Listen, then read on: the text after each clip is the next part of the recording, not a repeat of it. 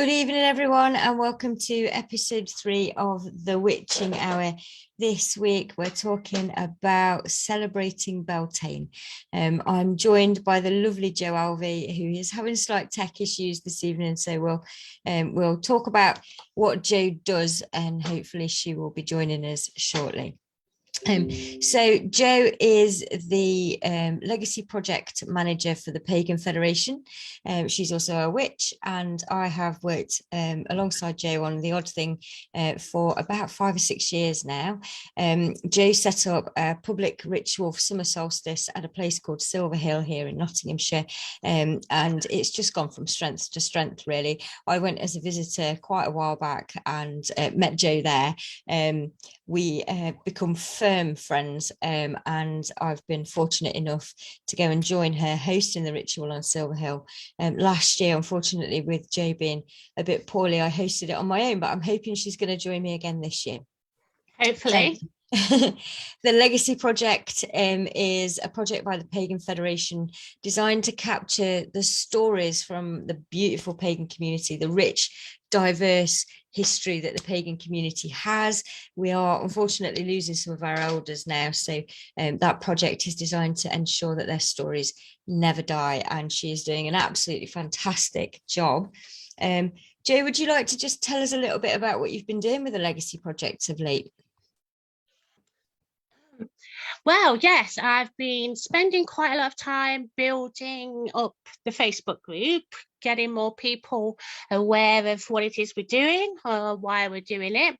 I've been in touch with some absolutely fantastic people, heard their amazing stories, and been putting them onto the website. It's been an absolute delight to meet people, and it's really solidified to me how alike we all are, but yet so different.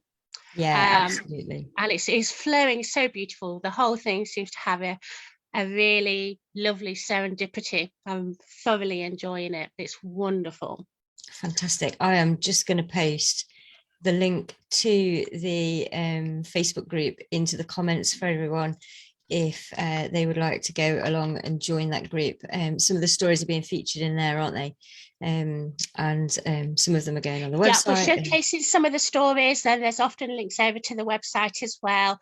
The stories are just a little bit of a taster to give people joining the group an idea of what it is that we're doing and the kind of things that people are sharing, so they're not shy, so they come forward and share their own stories, because it really is a wonderful thing. And it's so wonderful to get the chance to leave our own legacy. I think that's really important, and that's something I've thought a lot about when you read any subject that's archaeological based. And it's not downplaying archaeology, because I love archaeology, but sometimes I think the things we read and the descriptions we get, I often do think, well, that's one way of looking at it. It could be a lot of other ways, a lot of other things. It's someone else's interpretation of what was happening at the time, a long time ago, on sometimes very personal issues. So this way we get to talk about us, ourselves. It's the horse's mouth, and that's really important. I think it is. I completely agree. Just give us a shout if you're here watching. Hi, Nick. Hi, Hannah. Lovely to see you here. We've got a few people watching now. Good to have you all here. So, Jo, we're going to be chatting tonight about how we celebrate Beltane and how we see it. I'm also going to be reviewing the 21st Century Fairy book by Morgan Daimler. And of course, we're going to be answering your witchy questions in the latter half of the show. And I've got a couple of little announcements for you at the end, so do keep on watching. Please do chat in the comments. Hi Paul, nice to see you here, and we will come to you as we move through the show. So Jo, Beltane, what does it mean to you? Beltane. I love Beltane. It's one of my favourites about Saturn. One of my favourite times of the year. Beltane is, for me, well, it's obviously a cross-quarter Sabbath. Yeah. It's in between the spring equinox and the summer solstice. And I think it typically marks the beginning of summer. For me, the image conjures up the maypole dancing, the Morris dancing, hand fastings. It's very maiden time of year. There's a definite feel of because we've gone past spring, where seeds are just starting to creep through the soil, and we're starting to see people come to life again as well after they've been hibernating for the winter. And I think Beltane to me feels very much like things are moving forwards, like things are growing. There's this heightened energy to it, not quite as high as at summer solstice, but life is really starting to find its flow, isn't it? Absolutely. And you can feel it just to walk in the woods. Everything seems to be coming alive again. Even just opening your back door, if you can't get out into the woods, just opening your back door on the morning when you make your coffee and listening to the birds and the chatter of the birds, and everything seems to be bursting forth with life. Everything seems happy. It seems excited. There's almost an air of expectancy as everything comes back to life, and all the animals are starting to be born, and it's just really lovely time, really joyful time. It is. I really feel you talk about the maiden time here, and it really is full of youth and activity and hope, I suppose, is a good word to use for this time of year as well. Hope is a really good word for Beltane, describes it well.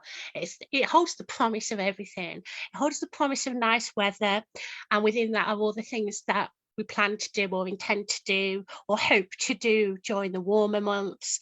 I think we all feel better when we start to get a little bit more vitamin D and get the sunshine on our skin.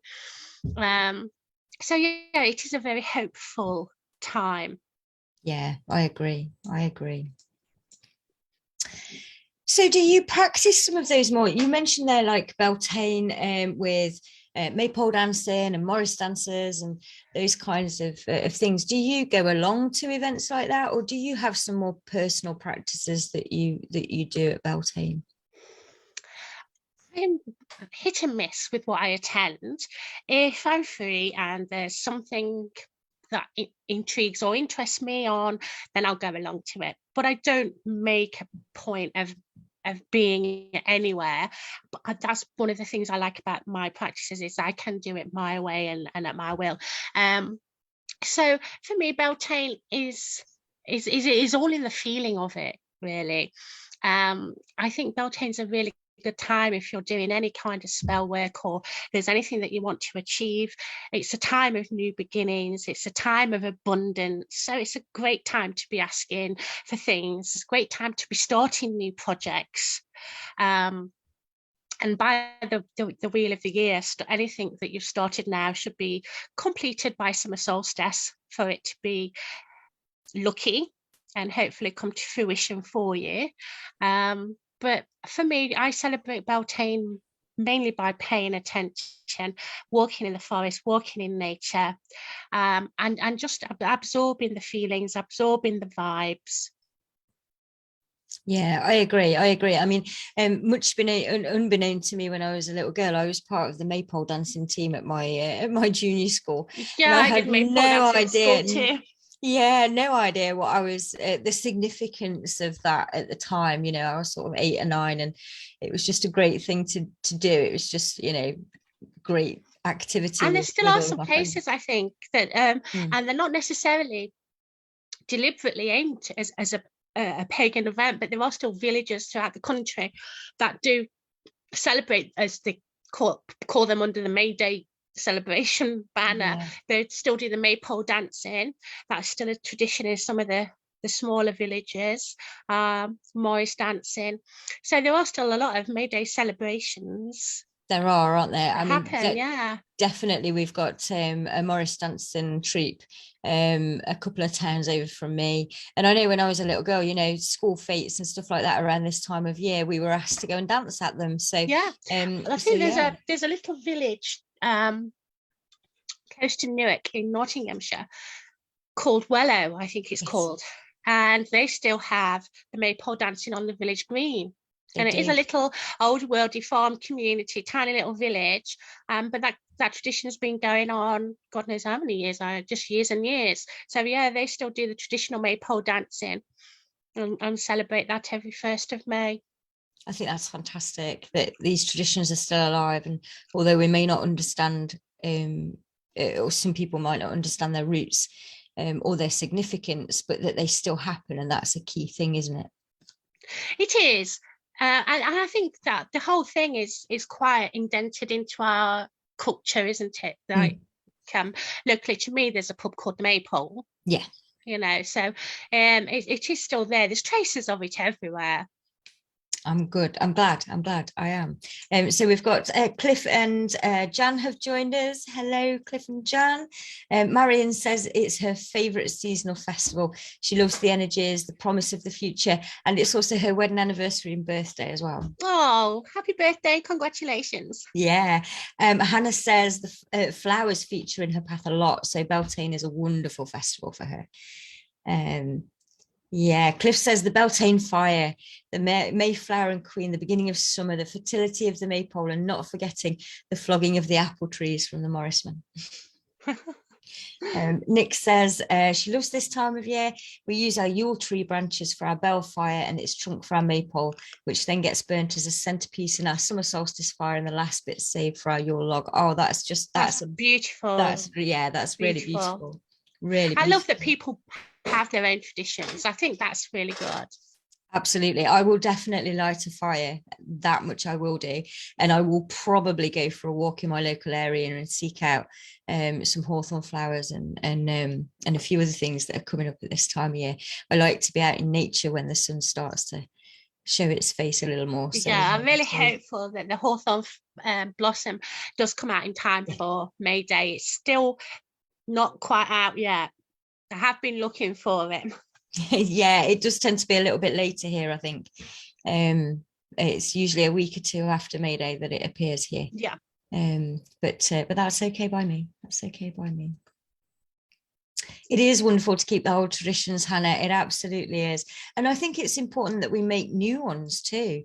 I think it's really important that we do what we feel is right for us, and if that becomes a tradition, then so be it. If it's something that features in our own spiritual practice and our connection with divinity or whatever it is we see it as, I think that's really super important. And I'm pretty sure that's probably how it always was, Sarah. Yeah. I mean, some of the bigger traditions that stayed alive were probably the big main festivals that people held in large groups. But I'm sure all those large groups, and in between them, there were branches off, and people would have had their own little traditions that they did each Beltane. And I suppose it would depend as well on where you were and what was available locally and what the season was like near you. More up towards Scotland and the Highlands, Hawthorne's going to be a lot later than it is down here. So yeah, it would depend on your geographical location as well as your cultural locality and what happened locally for you. Yeah. So we talk about the hawthorn flowers there, May Queen, the fairy thorn, as Hannah calls it. So that really is for me one of the big symbols of Beltane. The hawthorn flowers that appear are some of the first that are signifying that abundance that's about to head our way through the summer.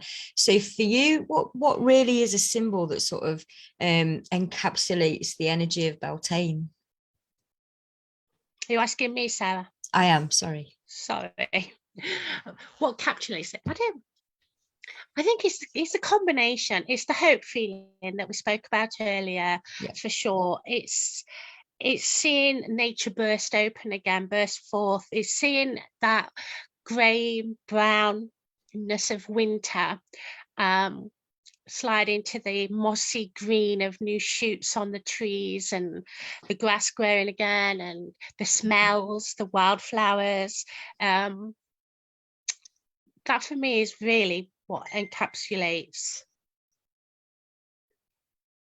I hear you there. I think, and drop us a comment in the chat if you have something that particularly represents Beltane. But I think I hear a lot of what Jo's saying here. A lot of what represents Beltane is quite intangible. It's things we feel more than it is things that we see and can touch. I completely agree with that.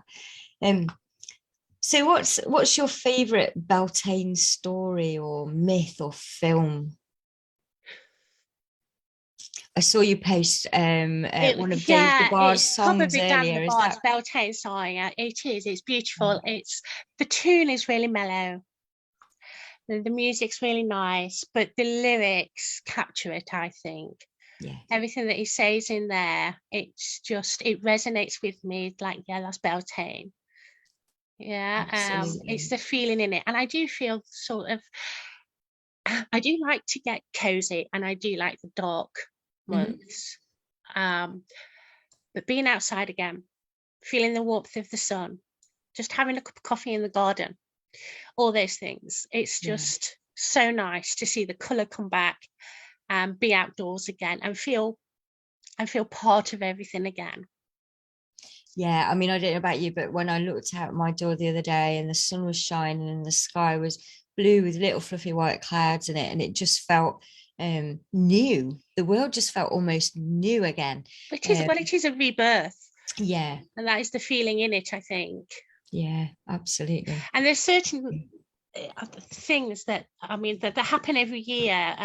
There's a couple of wood pigeons that nest in the big cherry tree outside of my dining room window, and these are the things that bring me joy when I see them come back. They come back year after year Yeah. and make their nest and raise their family in that tree, and it's just seeing that is for me what being close to nature means.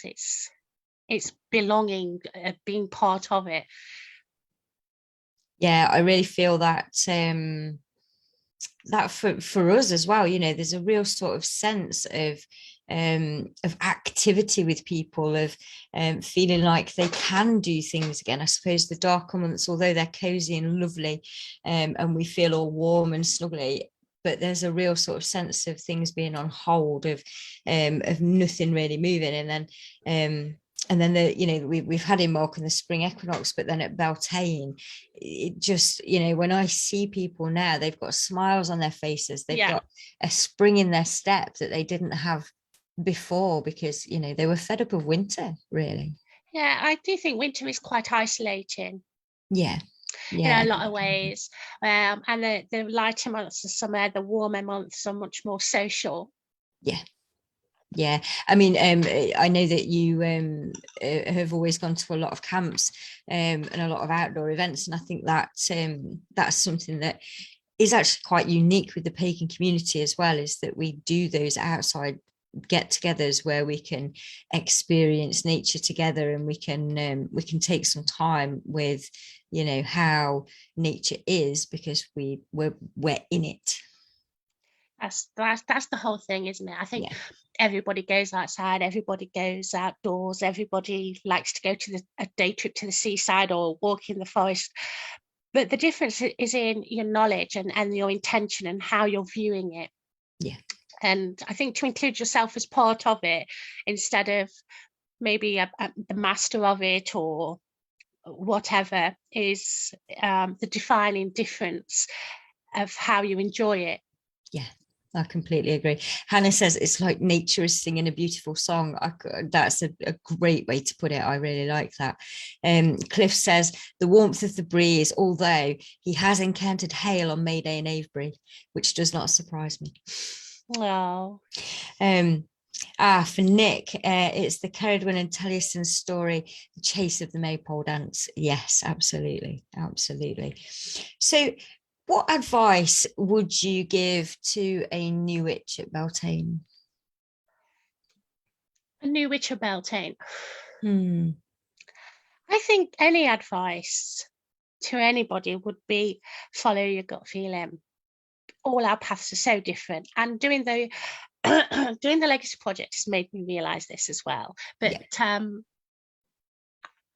years ago, I think I probably would have felt that I had to make a particular mark and go out and do something and take along my tools and my wand and my cauldron and my staff and I don't really feel like that anymore. That was kind of me finding my way. That was the beginning.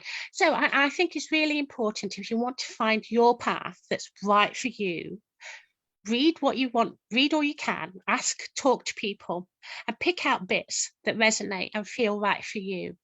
And if you do that, you can't go wrong.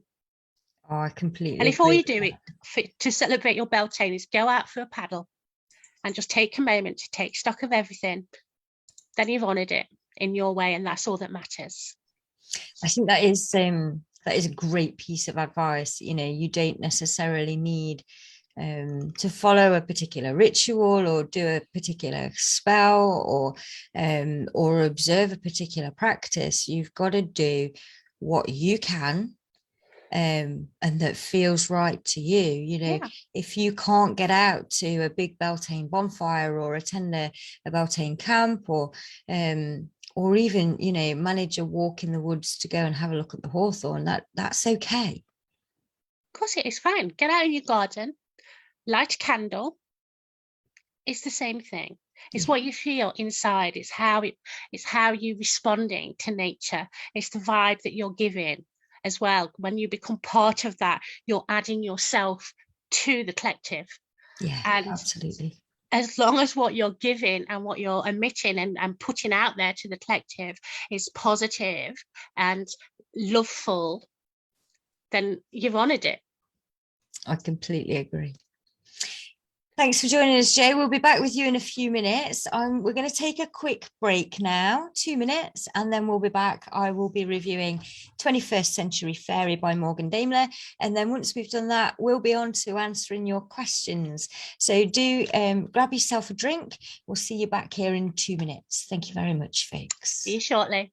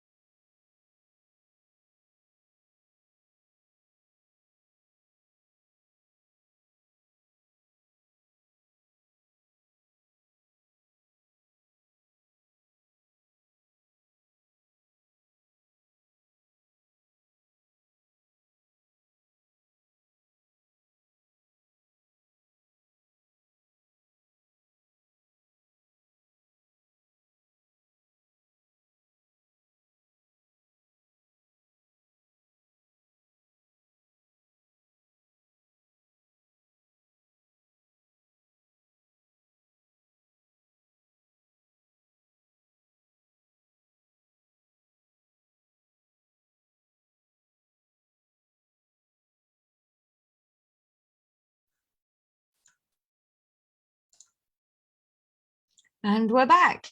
We've had some lovely comments. Yeah, Angela, I totally agree. Just going out for a walk is enough. Hello to you too. And Nick says, just enjoy yourself and follow your heart for sure. So some great advice there for new witches. So it's review time, and I've had the pleasure of reading this lovely little book over the last week, 21st Century Fairy by Morgan Daimler. I have read some other bits of Morgan's work, and I always enjoy her writing. She has a real great mix of good academic research and her own stories and opinions, and that is no different in this book here. I've really enjoyed reading about fairy folk in this century, because you know a lot of the content that you see about fairies is based in years gone by, and of course Morgan is a bit of an expert on the subject, so if you're going to read about fairy folk, read Morgan's books, that's for sure. And there's some great bits in this that I can really recommend you go and have a look at. I mean, it's a small book, it's a beginning on the subject, but it is absolutely great. So she talks about how fairies evolve and how they went from being people like us, or beings that were quite human-like and human size, and then they were sort of diminished and diminished until they became tiny little things, which was, according to Morgan, partly due to the Victorian age and their like for reducing things, the Elizabethan age, sorry, and their like for reducing things to miniature. And then she talks about her own experiences throughout the book with fae folk along the way, and the things that she's experienced, which is absolutely fascinating, as well as talking about some of the more academic content that is available on there. She points out something called the fairy census, which is accessible online, and I have to say I haven't dug into it properly, but I've been and had a quick look, and there's some fascinating stories in there. So it really is a great resource. She's packed an awful lot into this little 90 or so page little book. And she gives some great advice as well when you're thinking about looking into modern fairies or you know, latter-day fairies as well. And she talks about doing your research and making sure that you do it well. She gives some great examples of other works that you can read around it, but also talks about the dangers as well, you know, the misunderstandings that are around fairies, as well as the fae folk themselves. You know, they're not all safe and nice and benevolent creatures. So I can highly recommend this book if you have any interest in fairy folk whatsoever. It's a great one to just dip into. It's a really, really tiny short book, as are all the Pagan Portals series from Moon Books, but it's got so much in it. It's just packed with amazing knowledge. And I've really enjoyed the read of it. It's been fantastic. I will say, folks, because I haven't said this before, but I don't get paid to do any of the reviews that I do on my show here. This is all stuff that I either pick up and buy myself or I've been gifted. So these are all things that I've picked up and brought into my own world that I want to share with you. So I'm just going to drop a link in the comments. This is where you can buy Morgan's book from if you want to go and have a look at it. So it's available on the John Hunt Publishing website. It's let me just check. It's $9.99 in paperback, or you can buy the ebook for $4.99. Great value, I have to say, and a real lovely amount of information about the fairy folk for, you know, such a tiny book. You know, she goes into detail about her theories about the links between fairies and aliens, and about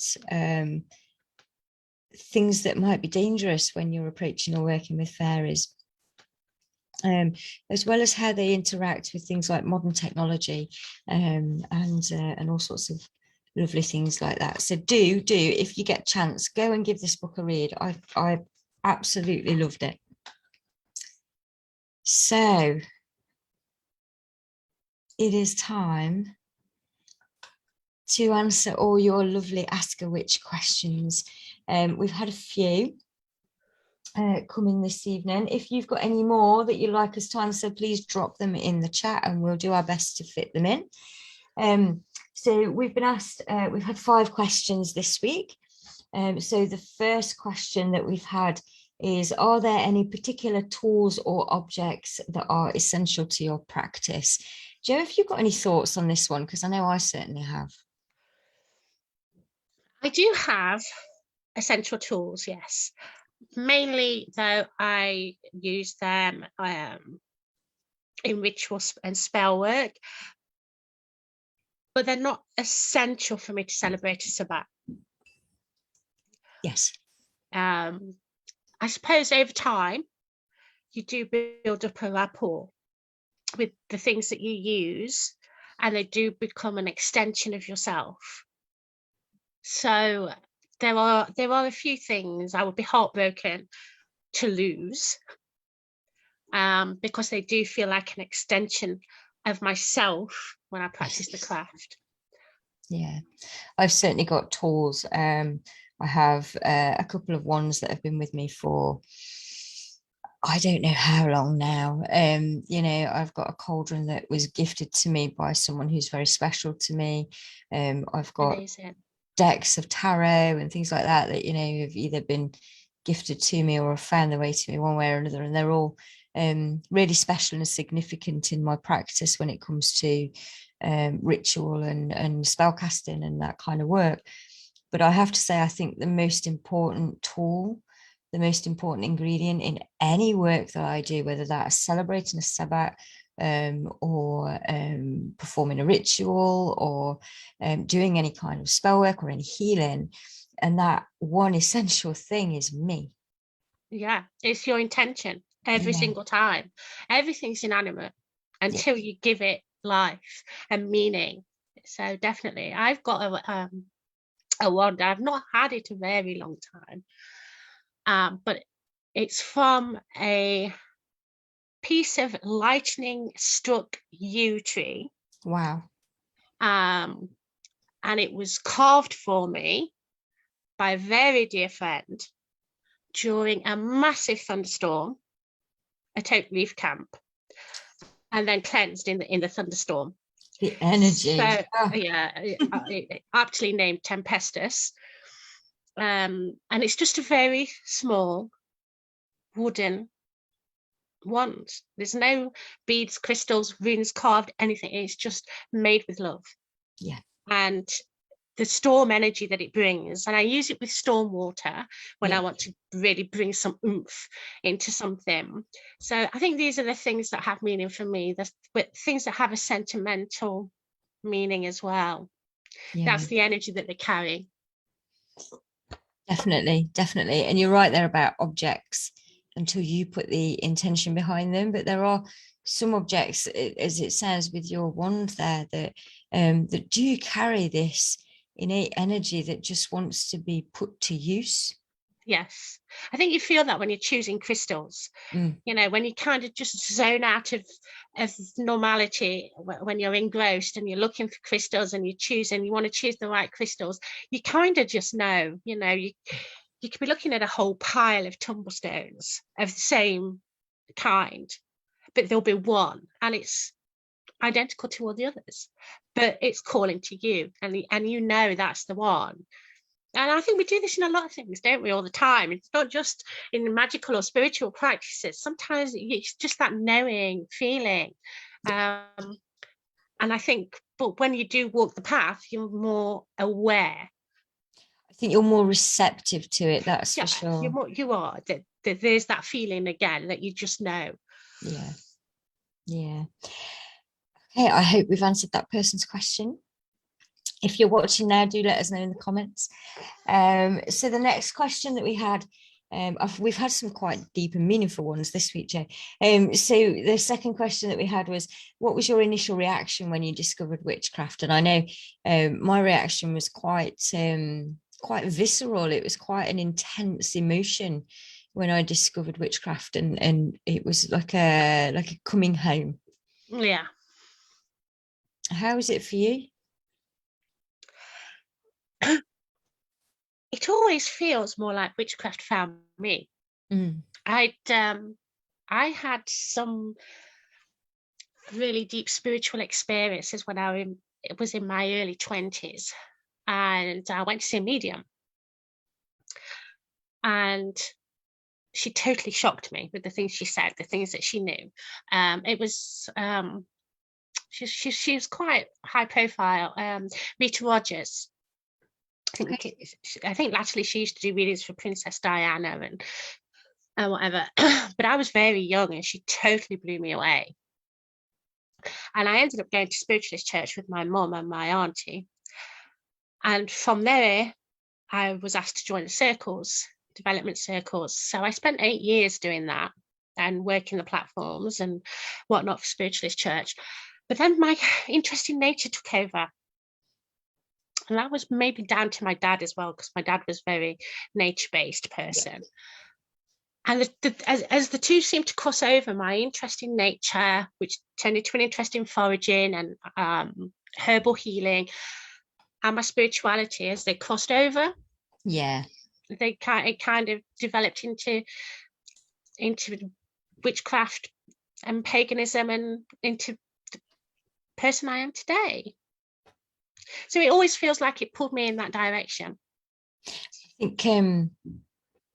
I think there's probably a lot of people who resonate with the story very similar, to be honest. I think witchcraft does have a habit of finding you, doesn't it? Yeah.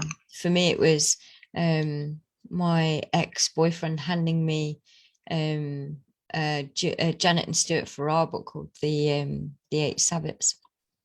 And reading that, I mean, I'm not quite sure what I was expecting. I was 16 at the time, very impressionable, very young, very lost and angry at the world as well. And reading that, it was like I'd found a home, like somebody had taken a warm blanket, put it around me and gone, this is you. This is what you believe. This is how you feel about the world. And this is how you're going to live your life now. It was very definitely very comforting to read that book. And that's that knowing feeling.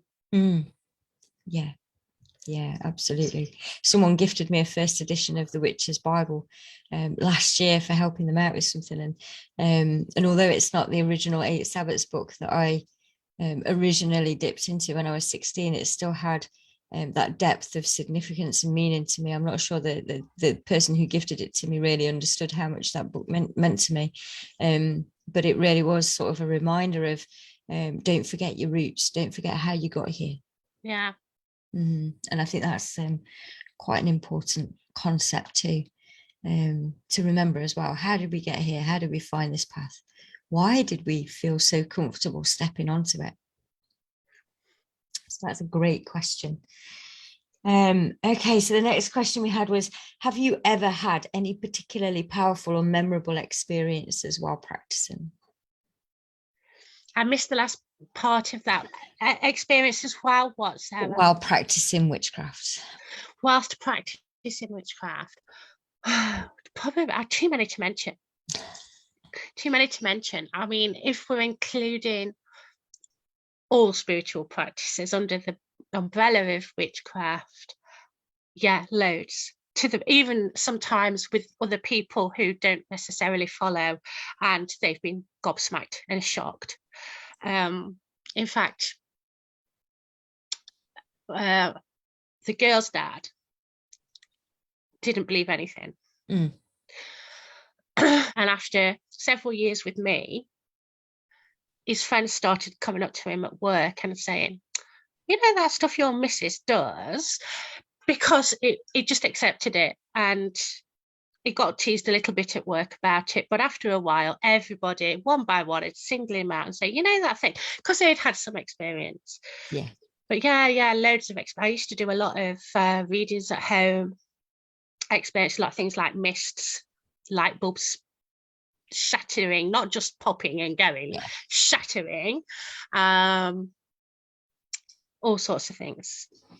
I think one of the most memorable experiences for me was bringing together a group of women to perform ritual together. I've been solitary most of my witchy life, and I don't really work very often with a group, so feeling that power and energy that you've got when you're with several other people who are also building that energy for a sole purpose that you've all come together for.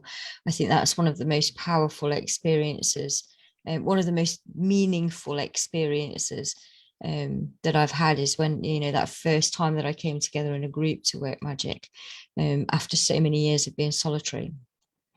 I think that can be, that was really quite intense, but it was something that I'll carry with me forever, I think. You've jogged my memory. I was teaching meditation for it was for a parents group at Home Start, and the woman that ran the Home Start, again, didn't particularly believe in anything, but she was in to try this meditation and for the relaxation side of it and everything else. Unbeknownst to me, she was going through a traumatic time herself. Yeah. And as part of this course of meditation, I was teaching people how to read signs in their environment, how you get these little signs and things, pointers and whatever. And as we were doing this and doing the meditations, she was looking out the window. She'd noticed all these ravens outside on the grass. A few weeks later, she had to go into the hospital for a mastectomy. She had breast cancer. And when she came round in the recovery room after her operation, the first thing she saw out the window were ravens. And then she got the same calm feeling that she'd had during the meditations and everything. And she did come to me afterwards and say that was such a powerful experience for her. She'd never experienced anything like it. And post-operation, when she saw those birds and remembered the meditation and got that feeling of calmness and everything, she said it felt really powerful for her. And obviously, because it was such a poignant time, that feeling of being able to help someone. And she said, I knew everything was going to be all right. I just knew and for me, that's the kind of feeling that makes everything worthwhile. If that only happens once, then that's a lifetime well lived. You've been able to give that nobody can buy that. That's special. I agree. Hannah says, I think the power raised in a group can be quite overwhelming. It can be quite overwhelming. Have any of you who are watching had any really powerful or memorable experiences around witchcraft and your practice? Do let us know in the comments. Yes, and get in touch with the Legacy Project, because we want to hear them. Yeah, we want to hear them. So the next question we were asked is, what is your favorite ritual or spell to perform and why? And I know mine it's super simple, actually, and it's the first thing I do most mornings, and that's to empower my first cup of tea. That's lovely. It's my favorite, just to give it a little bit of oomph to see me through the day. And I think out of everything that I have ever practiced, that's the one that I think, because I do it most days, I think because it feels like starting your day the right way every time. I think it's become a firm favorite, just something really simple, like putting some good intentions into making your morning brew. I think it's the whole Dr. Emoto's water experiment thingy, isn't it? Yeah, absolutely. Have you got a favorite one? I love the simplicity of yours. Mine is probably the simple return of karma spell. After struggling with the conscience one time, and I'm convinced this was my guide, and he said you just need to put the white light around yourself and do the be upon thee, what you've wished for me, and send it back. And I like that because it does what it's supposed to when you need it. And I think that's a great little thing to have in your toolbox. It's not nasty, it's not dark, it's not horrible, but those unfortunate times when you feel like things are unfair or bad or whatever, or you just need to defend yourself up in the white light, wrap yourself up in and just reflect it back, the be upon thee, what you wish for me, and absolves everything, and you can move forward. And it's a really good tie cutting as well. Yeah, I really like that one. I think that's quite powerful. That there are always times when you need to defend yourself, and there is nothing wrong with defending yourself whatsoever. Absolutely nothing wrong with that. And I think that's a real simple one too. I mean, the simplicity of my morning cup of tea is good, but just simply letting someone experience the consequences of their actions is also just really powerful without causing any it is. And I think what I wrangled with, it doesn't perpetuate the negativity. It ends it. It finishes it. So, like I said, because you don't absorb it into yourself, do you? You let it go at that point. You just let it go, right? And you don't emit it. You're not putting it out there into the collective. You're not giving, you're not dwelling on the nasty and putting it back out there. You can keep yourself shiny and good and send all that bad intention back without you having to dwell yourself. Completely agree. Nick says she had a fab one in the woods with the horn god, meditating and trying to chill under an oak, and a stag turned up right next to her. Wow, that's amazing. Hannah says she has a protection spell that she does for whenever she's traveling. I think that's a great idea, because you never know what you might come across when you're traveling. When you're in strange places with strange people, I think protection is a must, really. Definitely. Okay, so the last question that we've had tonight is, how do you respond to skeptics? This could be a lot of fun. I'm always tempted to ask them for a lock of hair. I don't think I've really had a bad experience with skeptics. I've had people interested, curious, maybe find it a little bit amusing. Never really had a particularly bad experience. I'm lucky, I suppose. I've met people that are open-minded. I don't know, but how would I respond to someone who was skeptical? I'm not out to convince. I think everybody finds their way and what they're meant to find in their lifetime. I think we're all at different levels of soul evolution.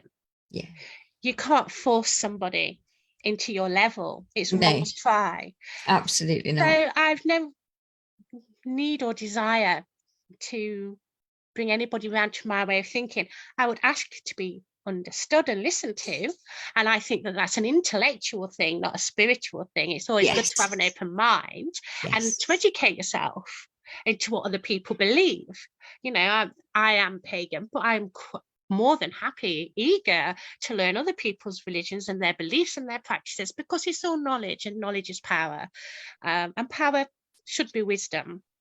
It should be, and it connects us, doesn't it? Understanding the way that other people think and feel about things, even if they are skeptical. I may joke that I'll ask them for a lock of their hair, but similarities. Absolutely. I think the only time that I would perhaps actually do something like that would be if I was getting harassed over it, but I've never personally experienced that. I know some people who have, but personally, like you, Jo, I think most of the people that I've come across that know what my path is and what my beliefs are, even just vaguely, a lot of the time they're more curious.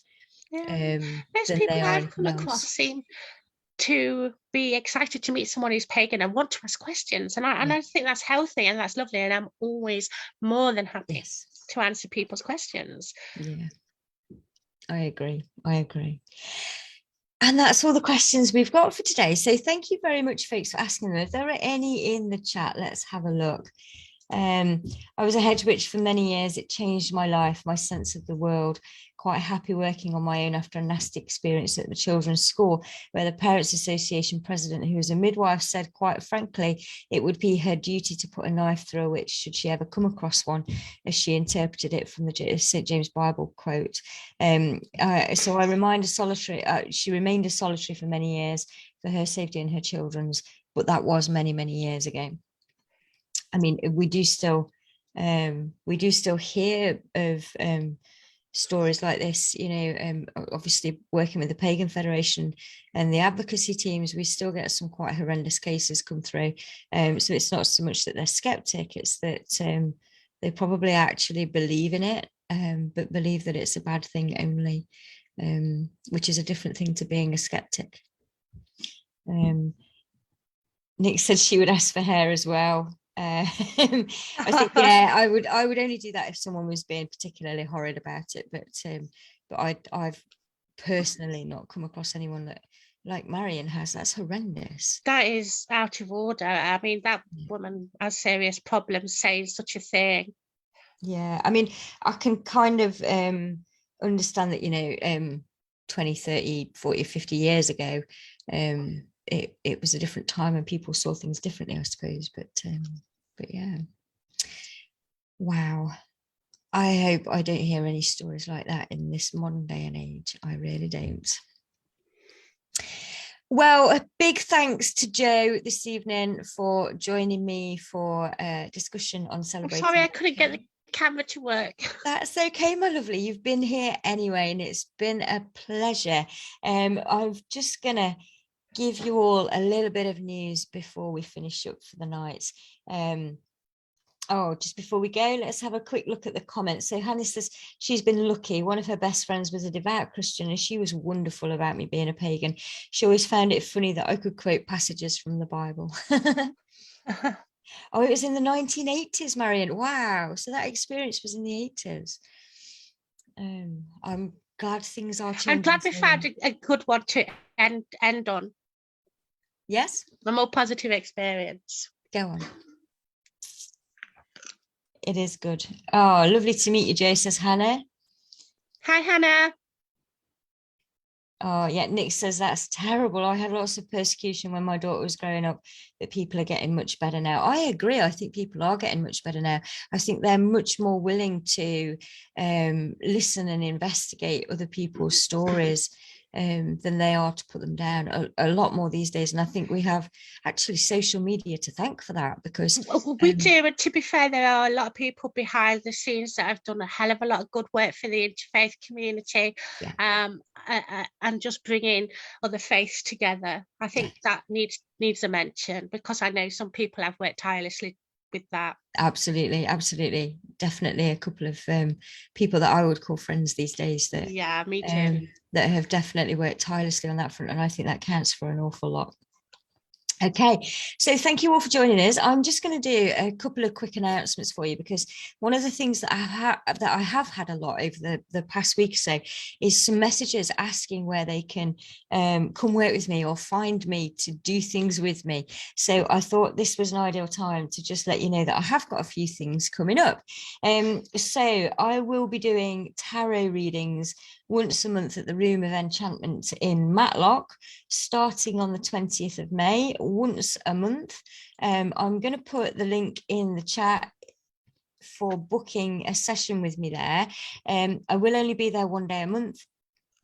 But yeah, I would love to see you all. If you want to come and say hello and have your cards read at the same time, that would be lovely. It is such a gorgeous place as well. It is just full of magic, and it's next door to the beautiful magical shop called Punny Dukes, so you could get a bit of shopping in while you're at it, and it's just a wonderful place to be. It's got a beautiful courtyard outside. You wouldn't know the rest of the world existed. So if you fancy a tarot reading, that's one way that you can come and spend a bit of time with me. I am also now taking bookings for witchy spiritual mentorship sessions. I'm going to put the link for that in the comments as well.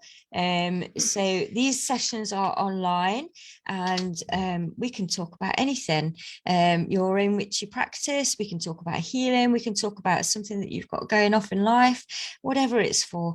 But you can work with me online that way.